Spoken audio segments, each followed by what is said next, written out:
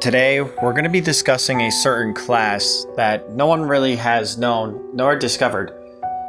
This used to been a South African and as well as handed over to Britain before handed over to viland. The class I am talking about is a DX Infinity. The DX Infinity class scrap log number 2. The recovery of this certain class was hard and as well as almost daunting. However, Charles Earing at the time, who happened to be running the railway engineering at his time, he done diesels, but he never thought he would work on steam locomotives. And this is his first one in 1892. This locomotive here was actually one of the very first ones to be put into service. Originally, the steam locomotives were there to help lighten the load on diesels, but unfortunately, would later have a darker turn. While Charles Lee Vaughan, that's his maiden name, actually decided to quit on diesels and look for something bigger and a lot more badder, if you will. This locomotive here is one of the most powerful at its peak. While steam locomotives were coming in to replace diesels, they needed to replace some freight lines, such as the freight line branch and passenger service, and as well as mixed traffic branches. As for the main line was still running on diesel, but for having a big mainline engine like this one in viland, this one would actually pull about at least double than what the diesels could carry. Not only that, it reduced a lot of double heading, triple heading, and even quadruple heading a lot of these trains. There hasn't been any support engines in the middle as often as you think. Maybe 1 to 2 most, but never been 3. And then there was a brake engine that would always be behind it because of its components. The diesels were reused ever since this steam locomotive would actually be around. People actually think that steam was just there to replace the diesels, but the truth is that it was actually true later down the way. However, though, the branch line passenger services couldn't really bring on a huge freight diesels, or any huge steam locomotives for that matter, which is why it ran for nearly 80 years down the line. However, though, this one was consisted of pulling coal trains for the steam locomotives, and as well as hybrid diesels that are converting into steam. But they needed a brake van or a brake engine, and they chose a dying class set to be a brake engine and kept those around.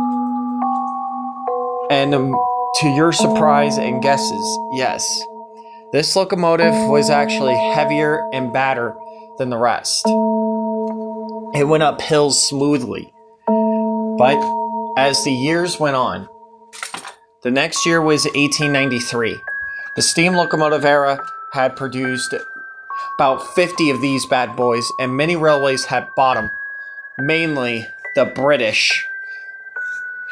The US did not want anything to do with it, considering the fact that they don't actually like having the steam locomotive to be huge or anything like that, because at the time the lines for them were still standardized to have half of what the locomotive is, or if not a triplex or a duplex locomotives. But that's practically it for the US. As for viland, however, they needed this class so badly. And it was 1893, Viland Pacific actually purchased their first ever freight hauler that they could ever imagine.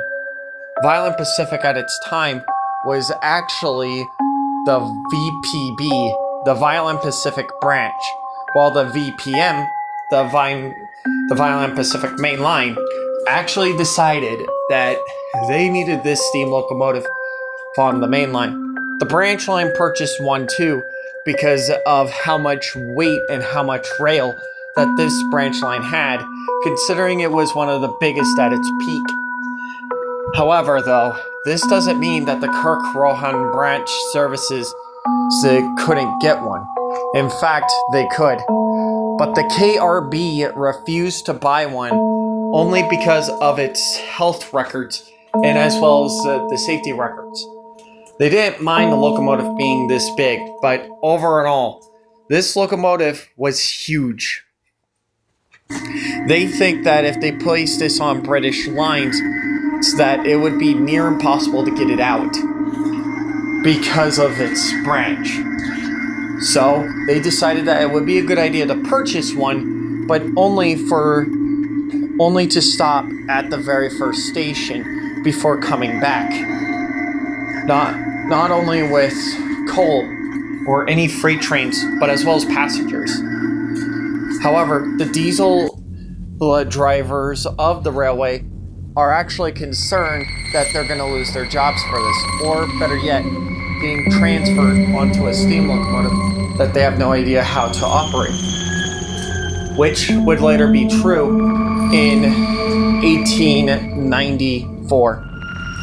In 1894, the prototypes had been sold off as to be full-on runners at this point. Two of the prototypes, Type A and B, were tested, and obviously this locomotive was still running its peak. The prototypes were running well on the two separate branch lines, the LMER branch and as well as the Viland Pacific branch, which is the hint why these locomotives were on the branches. Because they were made to do short and transfer trips, but they cannot go long distance like the other classes. It was near impossible for this thing to actually run the way it ran.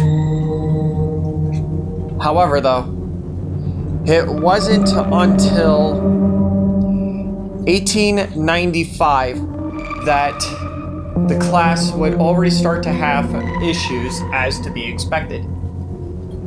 The Railway Inspection Group, also known as the Gauge, Railroad Engineering Gauge, was at its time one of the only places that you could inspect for steam and diesel problems.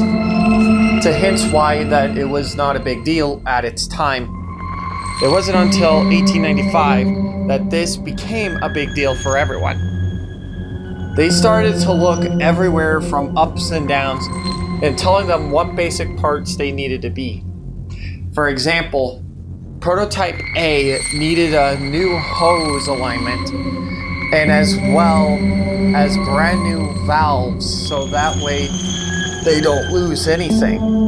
And as for the dome was okay. As for the ashtray, it needed to be cleaned out. They told them that they needed to clean out the ashtray and the steam locomotive should run fine. Now granted, they looked over at Prototype B, which had seemed to have wear and tear.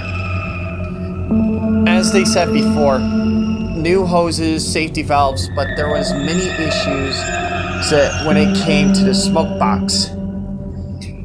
One of the fuses actually caused a problem. Because here's the thing. The fuses inside the steam locomotive completely smoked out. And it was an entire row later by the time they got it into a shop. So not only did Gauge actually falsely accurate the problems, but the driver and fireman actually did sue them for about $1 million credits in Viland dollars. Yes, this is one of the main problems that they had. However, in 1896, by the time the E21s rolled in, they were actually doing branch line work to give the other two prototypes a rest. While they were much more on the older side, they still needed some help. and to hint why that these classes later became small. The locomotive itself was later to be identified to be the E21's assistance. But however, these big steam locomotives still pulled as much trains as they did up until 1897. In 1897, prototype B was starting to show even more wear and tear. Almost an explosion happened, just like in South Africa. Unfortunately, this is one of the many problems in Africa, though, as they did warn that it will take some time to get this working. While the locomotive itself did not seem to have any further issues besides smoke problems, which to hints why that the smoke was actually coming outside of the smoke box. However, the locomotive itself started to catch on fire, and the driver environment in prototype B actually slowed down in 1898. They actually took a look and they noticed that it's going to take 2 years before it's timely. However, prototype B was placed into a siding, having glimmer of hope, if not to some sort of help at all, to restore this locomotive. However, it was unfortunately too late for it, and they turned it into a scrapped engine, but the brakes were still good. They would hook these up at the end of the trains, no matter if it was its own class or not.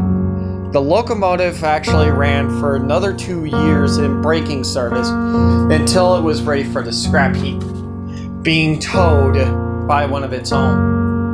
Prototype B is no longer in existence, but as for prototype A, it was still running dastardly all the way up until 1911 because of the fact that the locomotive had done service as well. The classes started to stop right around 1920 when they couldn't really afford them. To hint why this very first steam locomotive, and there are actually 10 of these surviving today in Viland, relocated into a new home and safe home. If the locomotive were to be scrapped for, well, there was actually one mistaken scrap because there was supposed to be 11. DX Infinity 2012 was the first locomotive to be scrapped, and in this one was in mixed traffic, which is the MT mixed traffic. The mixed traffic engine was supposed to be saved, but unfortunately, due to with the scrappers not getting the right paperwork, they thought 2012 DX Infinity mixed traffic would be unfortunately scrapped. As for the rest of the steam locomotive that survived, there's only 10 that remain today.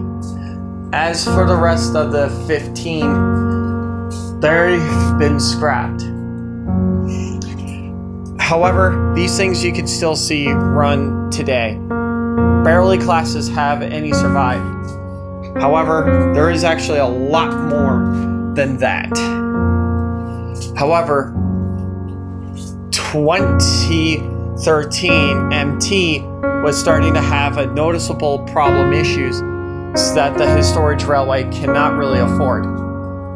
After redoing several repairs in the past 10 years, through 1930 to 1940, they actually ordered it in the scrapyard, demanded to be scrapped.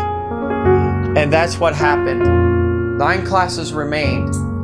However, it wasn't until another class of it was also starting to have issues, but they decided to put it in the museum up for display only. And that was 2014 Freight Train.